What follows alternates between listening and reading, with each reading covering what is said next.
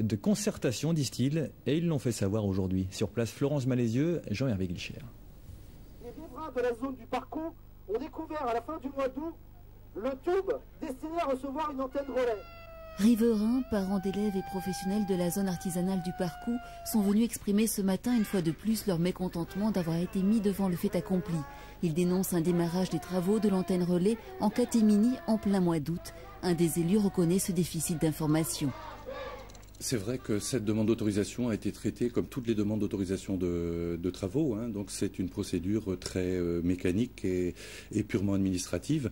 Bon, c'est vrai que s'agissant d'une antenne, on aurait peut-être pu faire un petit peu plus d'informations, mais le résultat aurait été le même. La commune était obligée de l'autoriser puisqu'elle était conforme au plan local d'urbanisme. Il est vrai que techniquement, l'opérateur, locataire d'un terrain privé, et la mairie ont agi en toute légalité. Toutefois, les riverains mettent en avant de leur côté le principe de précaution. L'antenne se situerait à moins de 300 mètres d'une zone à forte densité scolaire et résidentielle, avec de nombreux professionnels installés également. Nous savons qu'à l'Aisne-Vin, nous sommes un cas parmi tant d'autres. Il y a à peu près 50 000 antennes relais en France. Il serait peut-être temps qu'on nous donne des réponses, et de vraies réponses, sur les risques qu'encourt la population. En cessant de nous donner des barrières, à 100 mètres, il n'y a plus de risque, à 300 mètres, personne n'en sait rien. Le collectif a décidé de mener l'affaire en justice. 25 plaintes seront déposées d'ici la fin de la semaine prochaine au tribunal de Brest.